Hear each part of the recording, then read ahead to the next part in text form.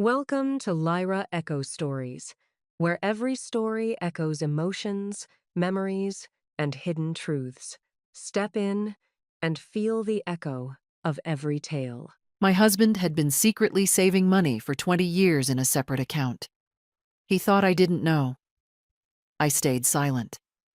When he filed for divorce and said, "I have no savings," my lawyer had a surprise ready for him. Good day, dear listeners. It's Briella again. I'm glad you're here with me. Please like this video and listen to my story till the end and let me know which city you're listening from. That way I can see how far my story has traveled. I used to think that 20 years of marriage made you immune to surprises. I was wrong. My name is Carol Whitfield, Carol Renner before I married Daniel, and I'm going to tell you a story that began long before I understood what it actually was. It began in the kind of ordinary way that the most painful stories always do. Quietly, domestically, with nothing more dramatic than a shared mortgage and a habit of drinking coffee together every morning before the kids woke up. Daniel and I met in 1998 at a mutual friend's barbecue in Columbus, Ohio. He was 26, I was 24, and he had this way of listening to people that made you feel like the most important person in the room. We got married 2 years later in a small ceremony at my parents' house. We had 2 children, Ethan, born in 2002, and Lily, born in 2005. We bought a house in a quiet suburb of Columbus, a 4-bedroom colonial with a leaky basement and a backyard maple tree that turned extraordinary colors in October. I worked as an office manager for a dental practice for 12 years, then shifted to part-time after Lily started school, so I could manage the household more efficiently. Daniel worked in corporate insurance, a regional director, a stable career, a comfortable income. We were not a fairy tale, but we were solid. We argued about whose turn it was to call the plumber and whether Ethan was spending too much time on video games. We took road trips to the Smokies, and once, for our 15th anniversary, we splurged on a week in Cancun. I knew Daniel's flaws, his stubbornness, his tendency to shut down when he was stressed, his habit of making financial decisions without fully discussing them with me. I accepted them. I loved him anyway, the way you love someone after 20 years, not with fireworks, but with bone-deep familiarity. The first warning sign came so softly, I almost didn't hear it. It was the spring of 2018. Lily was 13, Ethan was 16. I was sitting at the kitchen table going over our household budget, something I had always handled, because Daniel claimed numbers gave him a headache, when I noticed that his direct deposit amount had changed. Not dramatically. About $400 less per month than it should have been, based on the raise he'd mentioned getting in January. I told myself there was a simple explanation. Benefits adjustments. A 401k contribution change. I didn't ask him directly, because at that point in our marriage, I had learned that Daniel responded better to written notes and calm moments than to questions that caught him off guard. I made a mental note to bring it up over the weekend. I forgot. Life moved on. Summer came and went. Then, in November of 2019, I was looking for a document in Daniel's home office, a receipt for a furnace repair I needed for a warranty claim, and I found a bank statement tucked inside a manila folder beneath a stack of old tax returns. It was from a bank I didn't recognize. Capital Reserve Financial. The statement showed an account balance of just over $47,000. I stood in that office for a long time, holding the paper. The house was quiet. Daniel was at a work dinner. Lily was upstairs doing homework. The furnace hummed below my feet. I told myself, there is an explanation, a business account, an inheritance I'd forgotten about. Something. But my hands were cold. I put the statement back exactly where I found it. I closed the folder. I found the furnace receipt. I walked out of his office and I made dinner, and I set the table for 4, and I smiled when Daniel came home at 8:30 smelling like garlic and bourbon, and I said, "How was dinner?" And he said, "Fine, boring, the usual."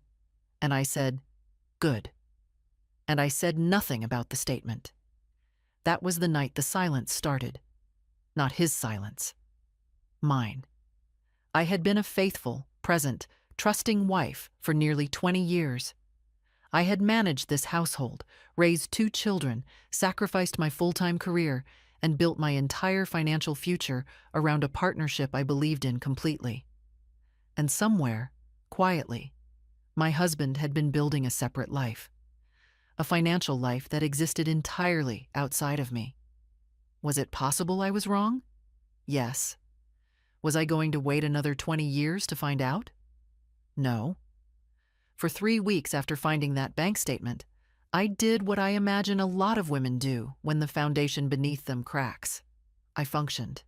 I made lunches, attended Lily's volleyball games, filed insurance claims, smiled at neighbors. I was a very convincing version of myself, but inside, I was doing arithmetic.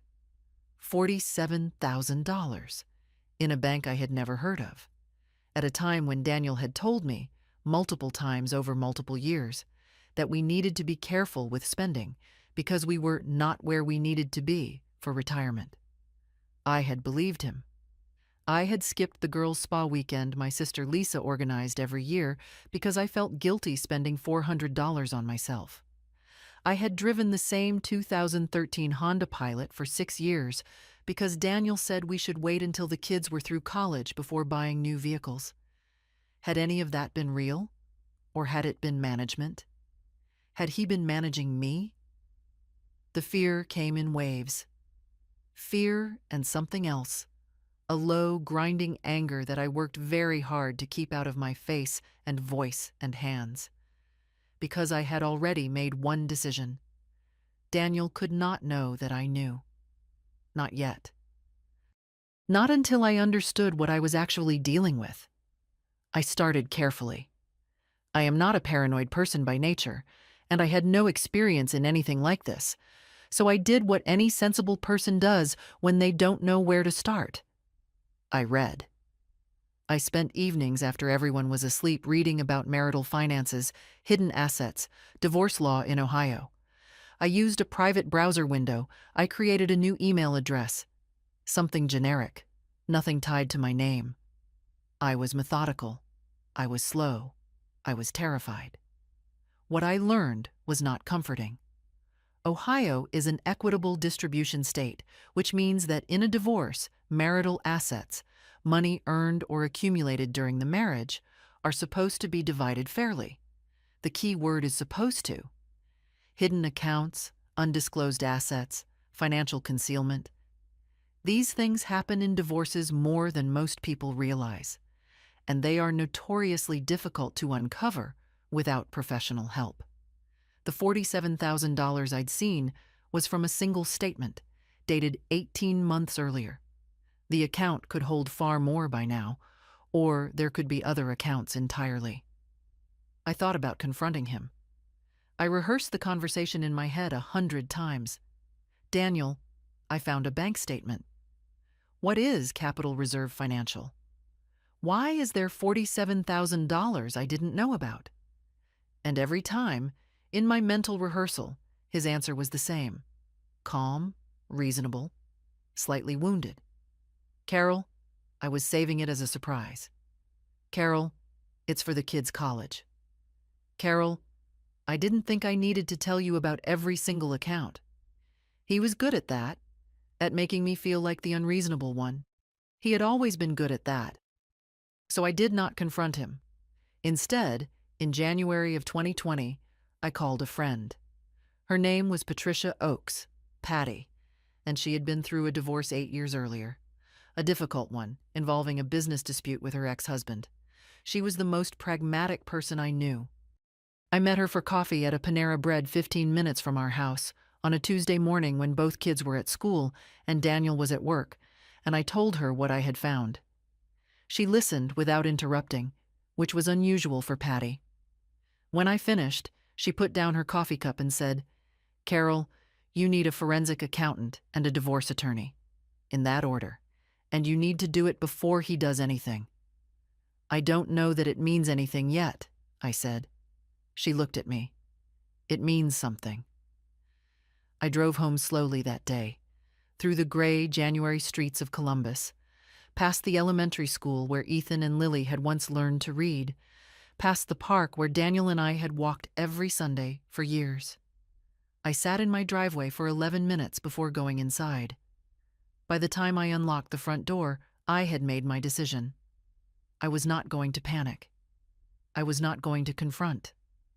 I was not going to cry or beg or pretend. I was going to prepare. I started documenting everything that week. Quietly, carefully, without drama. Every bank statement I could access, photographed on my phone and emailed to my new address. Every financial document I came across in the normal course of managing the household. Credit card statements. Tax returns going back 7 years. Mortgage documents. Investment account summaries. I built a private digital archive, encrypted, stored on a cloud account Daniel had no access to. I did not yet know exactly what I would do with all of this, but I understood one thing clearly. When the moment came, and I had begun to believe, in a cold and settled way, that a moment was coming, I was not going to be caught unprepared. 20 years of underestimating myself was enough. I hired my attorney on a cold Thursday morning in February of 2020, 2 weeks before the world changed and everything went remote and strange. Her name was Margaret Holloway. She came recommended by Patty's divorce attorney as someone who specialized in complex asset litigation, specifically hidden assets in divorce proceedings. Her office was on the 14th floor of a building downtown, and when I walked in, I felt simultaneously ridiculous and resolved, a suburban woman in a Land's End coat, carrying a manila folder of photographed bank statements, about to do the most consequential thing she had done in 20 years. Margaret Holloway was 53, trim, efficient, and had the kind of eyes that made you feel she had heard every version of every story and was not surprised by any of them. She read through my documents without comment, asked me 12 very precise questions, and then set down her pen. "Mrs. Whitfield," she said, "what you have here is consistent with systematic financial concealment. One account is rarely one account. In my experience, when someone has been doing this for years, there is usually a pattern, multiple accounts, possibly structured to avoid detection." She told me what she would need. She told me the process. And she told me the most important thing. I was not to change my behavior at home. Not yet. I was not to confront Daniel, not to move any shared money, not to say anything that might alert him that a legal process had begun. "The moment he suspects," she said, "assets can move very quickly." I nodded. I signed the retainer agreement. I wrote a check, from my personal account, the small one I had maintained in my own name since before the marriage, where I deposited occasional freelance bookkeeping income. And I walked out into the February air, feeling like a person who has just stepped off a ledge, not knowing yet whether there is ground below. Pandemic lockdowns came in March. In some ways, the timing was grotesque. Daniel and I were suddenly home together all day, every day, for weeks. In other ways, it was clarifying. I watched him more carefully than I ever had. I watched the way he closed his laptop when I entered the room, the way he took calls in the garage, the way he smiled at me over dinner with the specific warmth of a man who believes he is the only one in the room who knows something. Meanwhile, Margaret was working. In April, she retained a forensic accountant named David Park. He was quiet, methodical, and extraordinarily thorough. His process involved subpoenas, document requests, a careful examination of Daniel's financial history going back 14 years. It took time. It required patience I wasn't sure I had. And then, in June, Margaret called me. I was sitting in my car in the parking lot of a grocery store when I answered. I had developed the habit of taking her calls away from the house, just in case. She told me, in her characteristic flat tone, that David Park had located 3 additional accounts linked to Daniel's name and social security number, all at institutions we did not use jointly. The total balance across all 4 accounts, including the one I had originally found, was approximately $218,000. I sat in that parking lot for a long time after I hung up. $218,000. Built over 20 years, in careful, moderate increments. Small enough each month not to trigger obvious alarm, large enough over 2 decades to become something substantial. My lawyer would later describe it to me in terms that I found both clinical and devastating. It was, she said, a classic long-term concealment strategy. $400 a month in the early years, increasing gradually as his salary increased, funneled through a series of accounts designed never to appear on any document I regularly saw. 20 years. The same 20 years in which I had felt guilty for spending $400 on a spa weekend. I cried in that parking lot, which I had not allowed myself to do before. I cried for about 10 minutes, which felt both insufficient and excessive. Then I dried my face. I called Patty. I told her what Margaret had found. There was a silence on the line. 218,000, Patty said. Yes. Another silence. Carol, she said quietly, that man looked you in the face every single day. Yes, he had. Around this same time, something shifted at home. I couldn't point to a single moment, but Daniel became subtly, very subtly, more attentive, more curious about my days. He asked once, with careful casualness, if I'd spoken to anyone about our finances recently. I said no. Why? He said no reason, just thinking about updating the will. He wasn't certain, but he was watching. And so was I. The point of no return had passed. There would be no soft conversation over coffee, no mutual reconciliation, no version of this story where we rebuilt something together. What he had done was not a mistake. It was a decision, made thousands of times, over thousands of days, for 20 years. I knew that now, and I did not look away from it. Margaret filed the divorce petition on a Monday morning in September of 2020. By Wednesday, Daniel knew. I was in the kitchen when he came home that afternoon, early, which he never did, and walked in with the kind of expression I had only seen on him twice before. Once when his father died, and once when he totaled his car at 32. He set his briefcase on the floor. He looked at me across the kitchen island. You filed, he said. Yes, I said, without talking to me. I kept my voice level. You've been maintaining hidden accounts for 20 years without talking to me. I think we're past the formality of discussion, Daniel. I watched his face. For a moment, just a moment, something flickered there. Not guilt, something colder. I don't know what you think you found, he said, but you're making a mistake. I didn't answer that. I asked him to please call his attorney if he had questions about the legal process, and I left the room. He did not leave the house that night, which I had half expected. He slept in the guest room. In the morning, he was gone before I woke up. What came next was the escalation I had been warned about.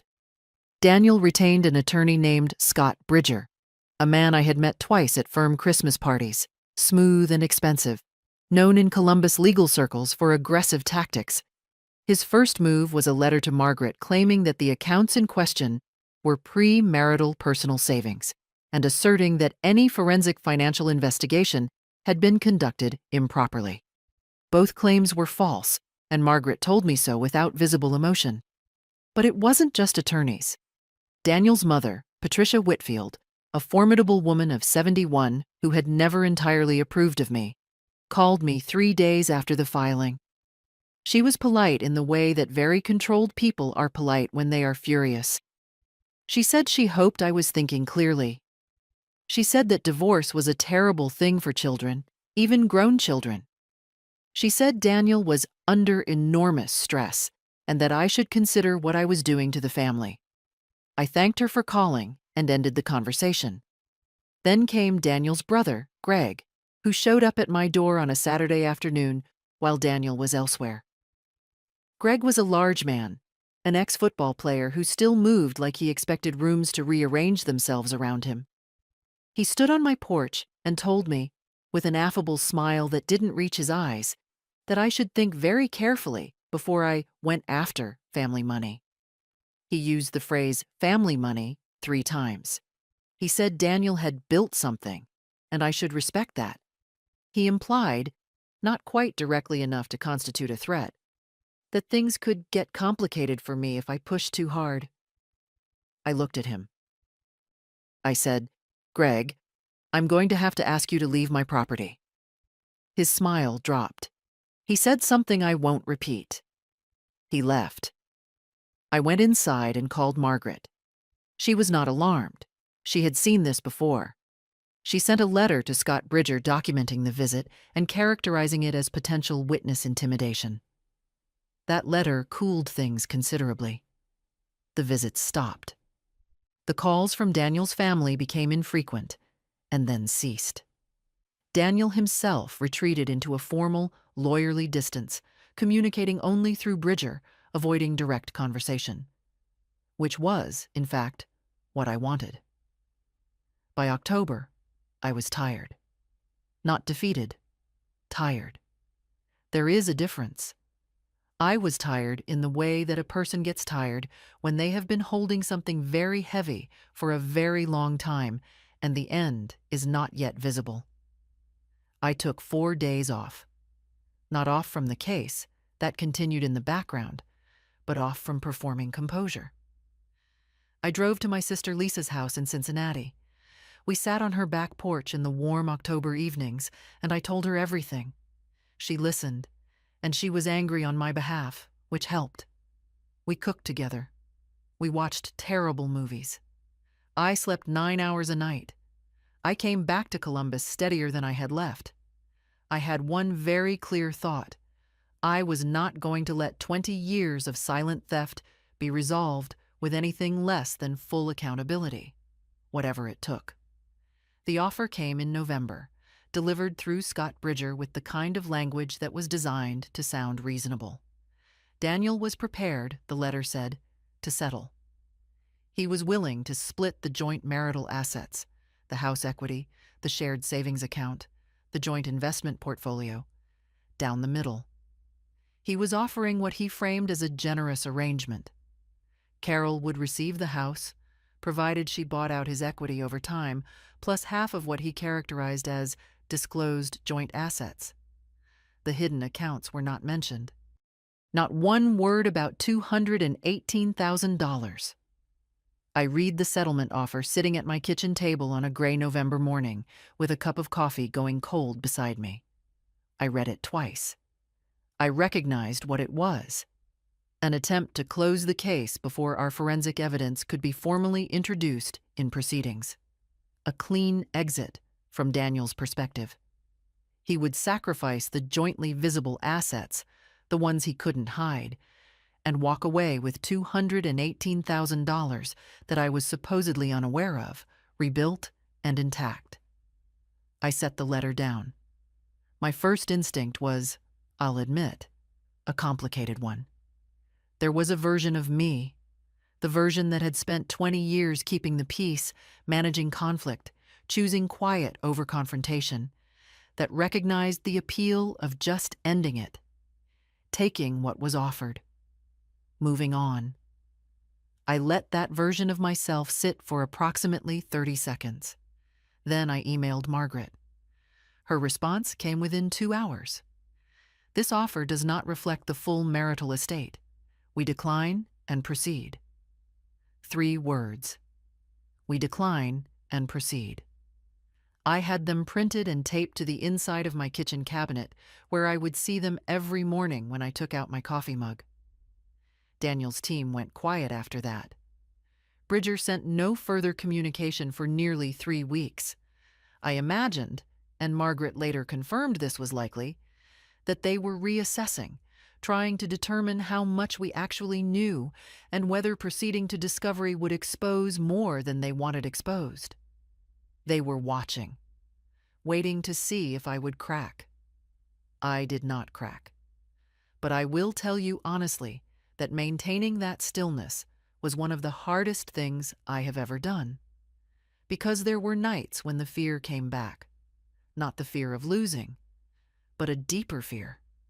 The fear that comes from realizing that the person you slept beside for 20 years was, in some fundamental way, a stranger.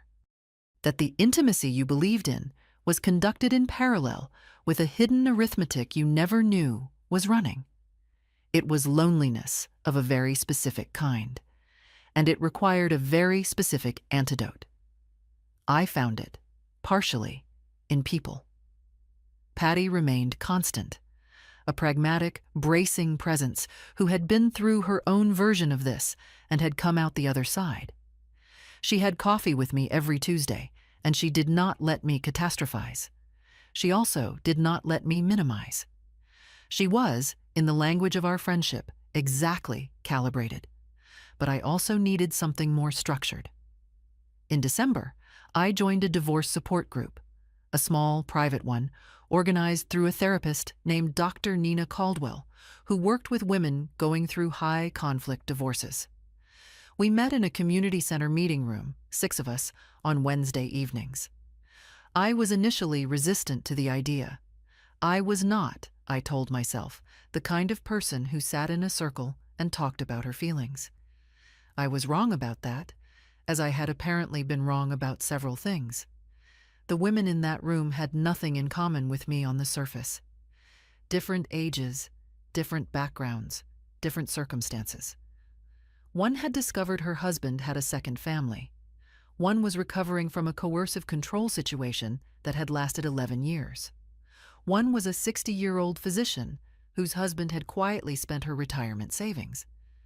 But we had in common something essential.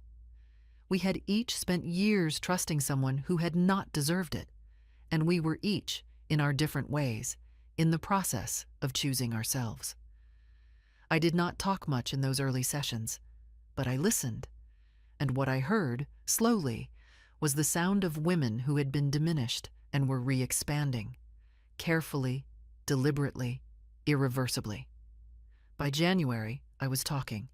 By February, I was laughing again. Real laughter, the kind that surprised me. Daniel could watch and wait as long as he liked. I was not going anywhere.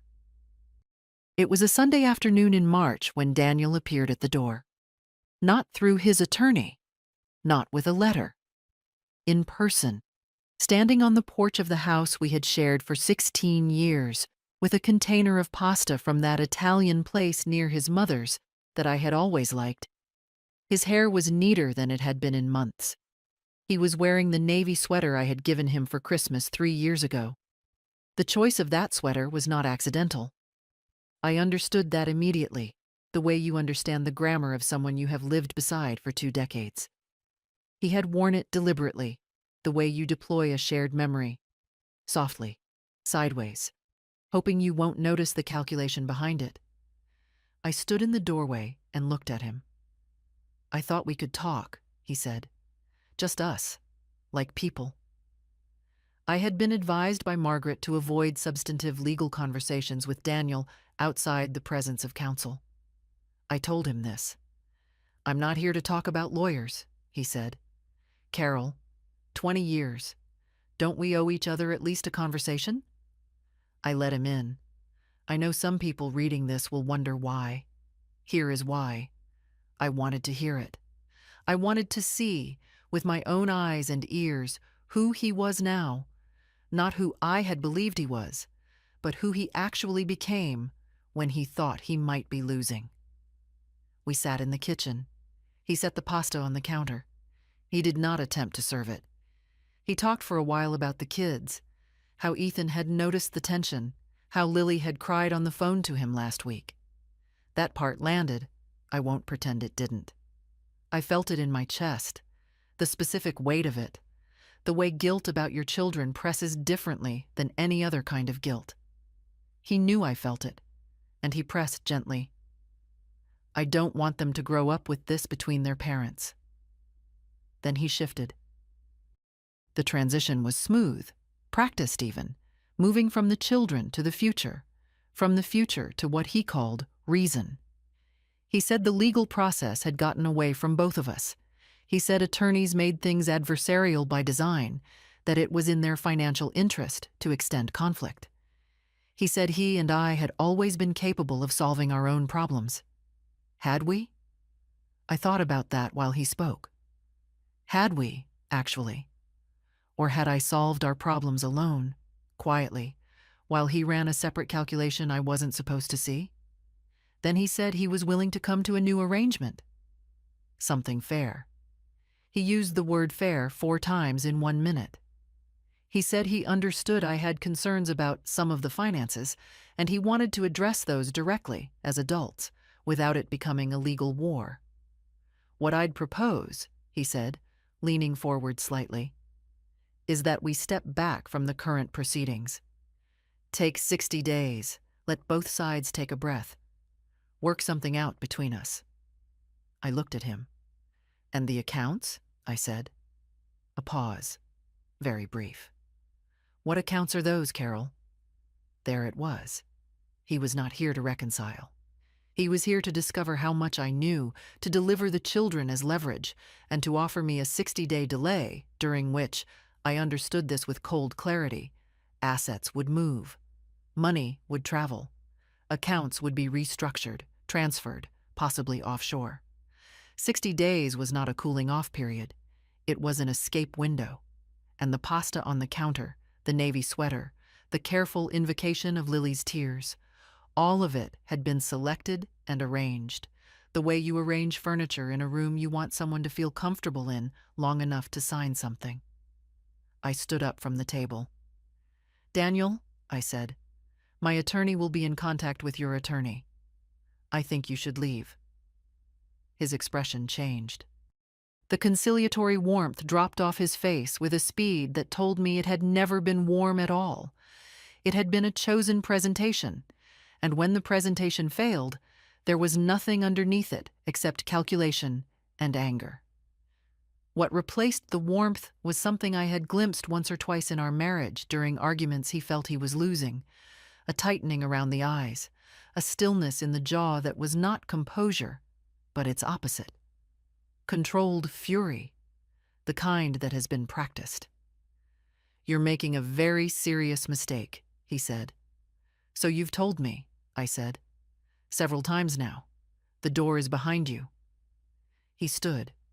For a moment he stayed still in the kitchen, and in that moment I felt something I hadn't felt before in relation to Daniel. A genuine, physical unease. Not because I thought he would do something, but because I saw, clearly, that the person I thought I knew had been, in significant ways, a performance. A long, sustained, expertly maintained performance. And whatever was beneath that performance, the actual man, the one who had sat across from me at this same kitchen table for 20 years, was capable of 20 years of patient, deliberate deception without a single morning of visible remorse. He left without the pasta. I locked the door. I stood in the kitchen for a few minutes, alone, in the particular silence that follows a confrontation. Thick, ringing slightly, full of the things that were said and the things that weren't. And I felt the fear move through me, clean and sharp, like cold water. I catalogued it honestly. It was real. It was not irrational. I had just looked directly at what I was dealing with, and what I was dealing with was a person who had deceived me for 20 years with complete fluency, and who was now, with equal fluency, attempting to maneuver me out of accountability I had spent 2 years working toward. That was frightening. I allowed it to be frightening. Then I breathed. Then I called Margaret and told her exactly what had happened, in sequence, with as much detail as I could provide. She was quiet for a moment. Good, she said. That's actually very good for us. Attempted direct contact, an indirect reference to accounts he had officially denied knowing about. a request for a suspicious 60-day delay. All of it documented now, all of it on record, all of it one more thread in the fabric of a case that was becoming, with each passing week, harder and harder for Daniel to unpick. The fear was real. I won't romanticize it. But it had a quality I had come to recognize over the past year. It moved through me and left something harder behind. Something that had been building, layer by layer, since that November night in his office when I held a bank statement I wasn't supposed to find. Whatever Daniel thought I was, the manageable, accommodating woman he had lived beside for 20 years, the woman who felt guilty about spa weekends and drove the same car for 6 years and asked no difficult questions. I was no longer that. And he was about to find out exactly what I had become. The deposition was scheduled for a Tuesday morning in April. It was held in the conference room of Margaret's firm, a clean, neutral space with a long table, a court reporter in the corner, and large windows that looked out over the Columbus skyline on an overcast spring morning. I had driven there alone, deliberately. I had not wanted company in the car, had not wanted conversation or comfort, or someone else's anxiety layered on top of my own. I wanted the 20 minutes of highway to be mine, quiet, contained, final. By the time I pulled into the parking garage and turned off the engine, I was ready. Not calm in the way people mean when they say someone is calm before something difficult. Ready in a different way, the way a door is ready to open. Daniel arrived with Scott Bridger. I arrived with Margaret. We sat across from each other at that table for the first time in months, and I looked at my husband of 20 years, and I felt, with a clarity that surprised me, almost nothing. Not hatred, not grief, just attention. The focused, particular attention of someone who knows exactly what is about to happen. The first hour was procedural. Bridger was skilled, I'll give him that. He had coached Daniel carefully. Every question Margaret posed about finances was met with some variant of the same performance.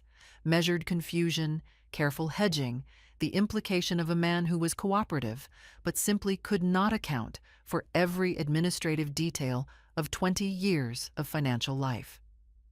The accounts? Daniel had held certain personal savings accounts, yes, but he believed they had been mentioned in the asset disclosure. He would need to check with his financial advisor. The amounts? He couldn't give a precise figure off the top of his head. He seemed genuinely puzzled by the suggestion that there was anything unusual about any of this. He was very good. I sat across from him and watched him perform uncertainty, and I thought, this is what 20 years looked like from the other side. Then Margaret opened the folder.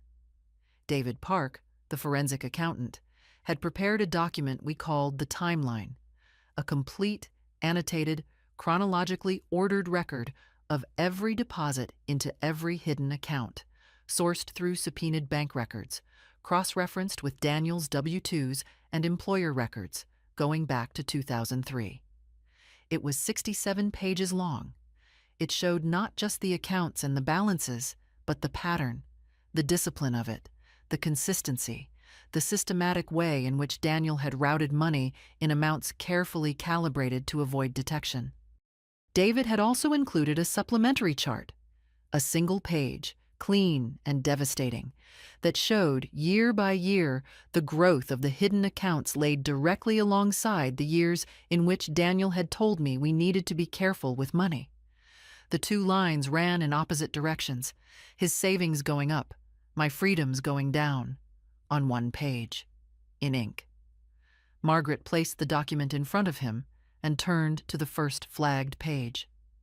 "Mr. Whitfield," she said, "I'm showing you Exhibit 14. Can you describe the Capital Reserve financial account ending in 4471? Daniel glanced at Bridger. Bridger gave the smallest possible nod. "That's a personal savings account," Daniel said. "Can you tell me when it was opened?" A pause. "I'd have to check. The subpoenaed records indicate it was opened in March of 2003. Does that sound right?" "Possibly. And can you tell me what the source of the initial deposit was?" Another pause, longer this time. I don't recall exactly. The records indicate the initial deposit was made via a wire transfer from your employer's payroll account, routed through a secondary checking account not disclosed in your financial affidavit. Can you explain that? Bridger leaned over and murmured something. Daniel said he would like to take a short break. Margaret said they would take a break in 30 minutes after the exhibit review was complete. I watched Daniel's face across the table. The careful performance was still there, technically. The words were controlled, the posture was controlled. But something was fraying at the edges. He had, I suspected, not been fully informed by Bridger of just how complete our forensic documentation was. He had expected, perhaps, that we had the account statements and nothing more. He had not expected the timeline. He had not expected the chart. And he had certainly not expected the 43-page supplementary exhibit that David Park had compiled separately, a document that cross-referenced Daniel's own expense reports, his mileage reimbursements, his bonus structures, and demonstrated with quiet mathematical precision exactly how each additional income stream had been systematically redirected into accounts that bore his name alone. Every raise he had ever received, every bonus, every year of increased earnings, all of it accounted for, all of it visible, nothing hidden anymore. Page by page, exhibit by exhibit, Margaret walked through 17 years of systematic concealment. Every account, every transfer, every year in which Daniel had told me, in one form or another, that money was tight. Every year in which the hidden accounts grew. By the time we reached Exhibit 31, a particularly damaging sequence showing a significant transfer made 2 weeks after I had declined to take a vacation I couldn't afford, Daniel's composure had developed visible cracks. His jaw was set. His answers had become monosyllabic. Bridger was writing notes furiously, and then Margaret asked the question she had been building toward for 2 hours. Mr. Whitfield, in your sworn financial affidavit submitted to this court, you stated, and I quote, "I have no additional savings or investment accounts beyond those disclosed herein." Was that statement accurate? A silence fell over the conference room. The court reporter's fingers were still. Daniel looked at his attorney. Bridger looked at the table. Daniel looked back at Margaret. "I may have been incomplete," he said at last. Margaret let the silence sit for one full moment before she moved to the next exhibit. May have been incomplete. 20 years, $218,000, 4 hidden accounts, 67 pages of forensic documentation, a chart showing his savings rising as my choices shrank. And the best his attorney could give him, after all of it, after all that careful, patient, 2-decade construction, was, may have been incomplete. I did not smile. I did not look at him with triumph. I simply sat in my chair with my hands folded on the table, and I waited for the next question, and the one after that, and the one after that. I had waited 20 years. I could wait a little longer. The formal ruling came in late June, 3 months after the deposition. Margaret had told me not to expect speed. Family court in Ohio operates on its own calendar, and complex asset cases, especially those involving forensic accounting testimony and concealment claims, took time. I spent those months in the particular limbo of someone whose fate has already been determined by events she set in motion, but who must wait for the mechanism to complete its work. I waited with a steadiness I hadn't known I possessed. There were mornings I woke at 5 a.m. with my heart going too fast, running the numbers in my head again as though repetition might change them. There were evenings when the house felt too quiet, and the quiet felt like exposure rather than peace. But I had learned, across the previous 2 years, something important about my own interior weather. I could feel the fear without becoming it. I could let it move through me and still choose, when morning came, to get up and go forward. That was not bravery in the cinematic sense. It was just the slow, daily discipline of someone who had decided not to quit. The court's findings were comprehensive. The judge, the Honorable Sandra Mares, a woman of deliberate precision who I had watched carefully during preliminary hearings, issued a 64-page ruling. Margaret called me the morning it was filed and walked me through it, her voice carrying something I had not previously heard in it: satisfaction. The ruling found that Daniel had engaged in deliberate and sustained financial concealment over a period of approximately 17 years. The 4 accounts, totaling, at the time of discovery, $226,000, having grown during the proceedings, were classified in their entirety as marital assets subject to equitable distribution. Because Ohio courts have discretion to consider financial misconduct in determining equitable distribution, and because the court found that Daniel's concealment constituted a significant breach of marital fiduciary duty, the distribution was not 50-50. I received 62% of the total marital estate. Let me say that again, because the first time I read it, I had to sit down. 62%. This included my full equity share in the marital home, which I was permitted to retain, 62% of the hidden account balances, 62% of the joint investment portfolio, and a spousal support arrangement that reflected the years I had reduced my professional participation to manage the household. Participation that, the court noted, had materially enabled Daniel's career advancement. The ruling went further than I had anticipated in one specific area. Judge Mares devoted 6 pages of her opinion to what she called the cumulative effect of financial concealment on the non-concealing spouse's autonomy. She noted with a precision that felt almost personal that Carol Whitfield had made documented career sacrifices, foregone personal expenditures, and operated under artificial financial constraints for years, constraints manufactured by her husband's deliberate choices. The spousal support figure was calibrated not just to present need, but to reflect those compounded losses. Margaret told me afterward that she had rarely seen a ruling address that dimension so directly. I read those 6 pages 4 times, not because I needed to, because someone had finally said it in writing, formally, on the record. The cost had been real. The cost had been mine, and it counted. Daniel's sworn affidavit, in which he had stated he had no additional savings or investment accounts, was referred to in the ruling as a material misrepresentation made under oath. Margaret informed me, quietly, that Bridger was advising Daniel on the potential perjury exposure, which was a separate matter entirely. The house would be mine. I would not be buying out his equity. The court's reallocation resolved that entirely. I sat in Margaret's office on a Tuesday afternoon and read the summary she had prepared, and I felt something move through me that was too complex to name simply. Relief was part of it. Vindication was part of it. Grief, still, for the life I had believed in. That too. And something else. Something harder and cleaner. The specific satisfaction of a person who did not give up when giving up would have been so much easier. Daniel's attorney filed an appeal notice within 10 days.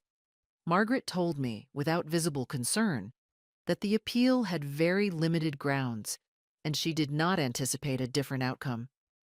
She was right. The appeal was dismissed 4 months later. I remember the afternoon I got the call telling me the appeal had been dismissed. I was standing in the backyard of my house, under the October maple, the one that turned extraordinary colors every fall. The leaves were at their peak, orange and red, and a deep, burning gold. My phone was warm in my hand. The air smelled of cut grass and wood smoke from somewhere down the street. It was the kind of afternoon that in another life I might have walked inside from without fully registering. Just another October day, the kids at school, dinner to think about, Daniel due home at 6:30. But this was my life now, the one I had chosen and fought for and refused to surrender. I stood there for a long time, looking at the tree. 20 years I had looked at that tree from this yard. For 20 years, a man who lived inside these walls with me had been running a quiet, patient calculation, taking small amounts from our shared future and storing them in a place I wasn't supposed to find. He had thought I wasn't paying attention. He had thought, perhaps, that being trusted made him invisible. But the tree was still there. And so was I. And I had won. 2 years later, I was sitting on the porch of a house I loved with a cup of coffee I had bought with money that was entirely my own, watching the morning light move across the street where my neighbors were walking dogs and retrieving newspapers. And I thought, so this is what it feels like. It felt good, uncluttered. Like a room that has been emptied of something heavy you'd stopped noticing because it had been there so long. The absence of that weight was quiet and total. Not a dramatic relief, but a daily one, accumulating in small moments.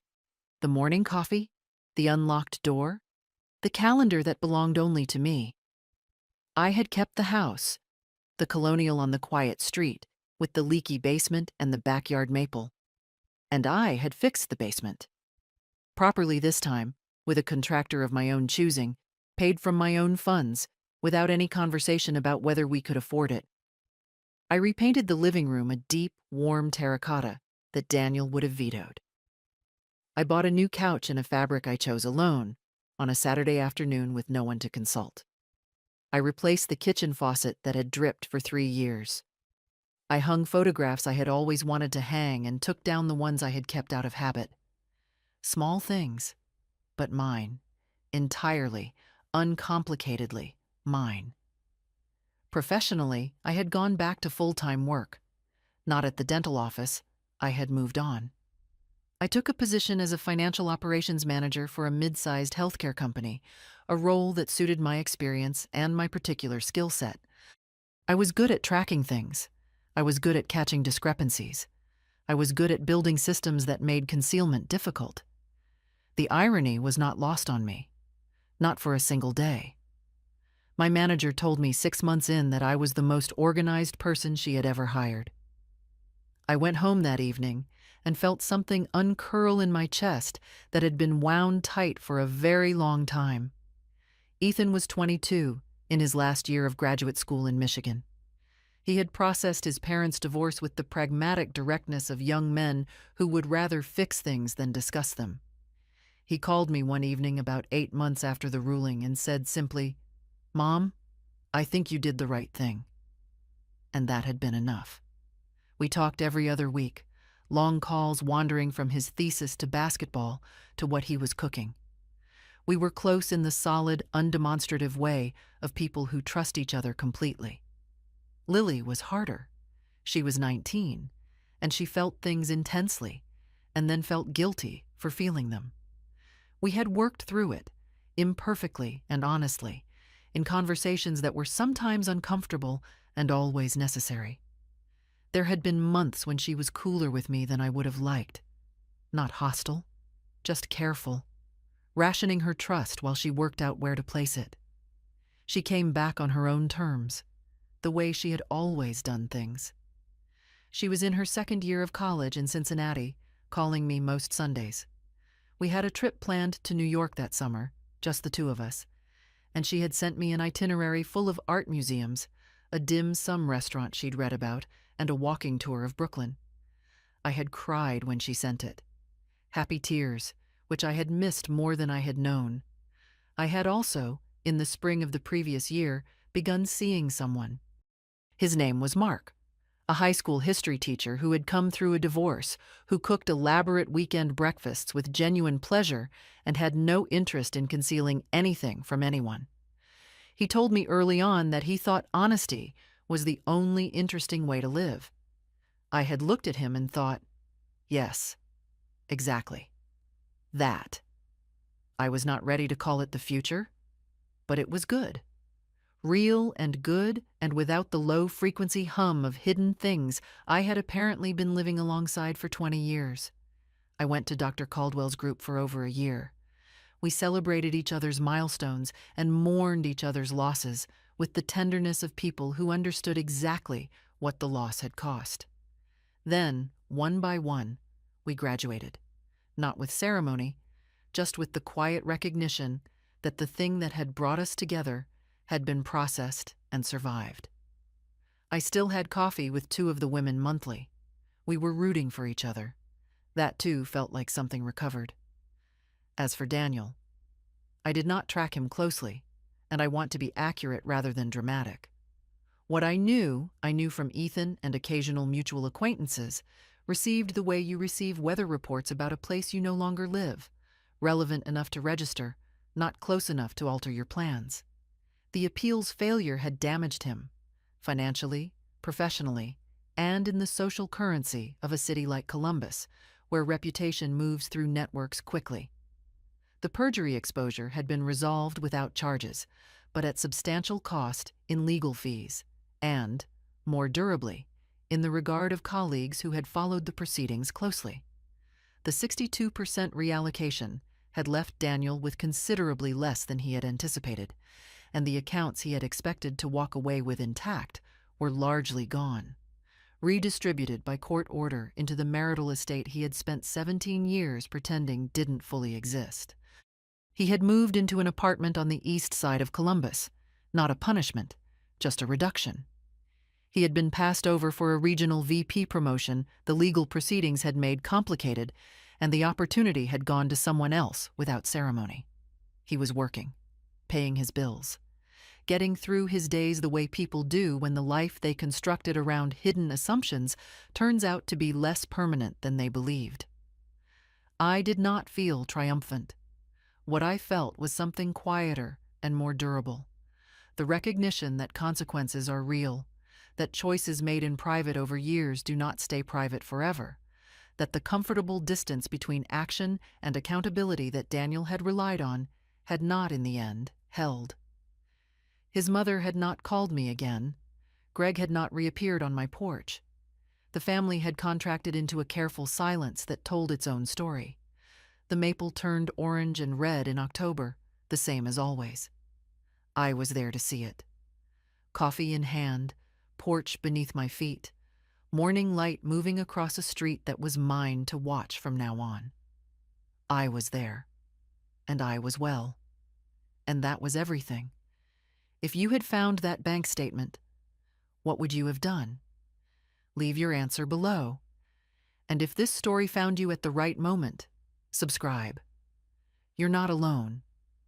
Thank you for listening. Thank you for being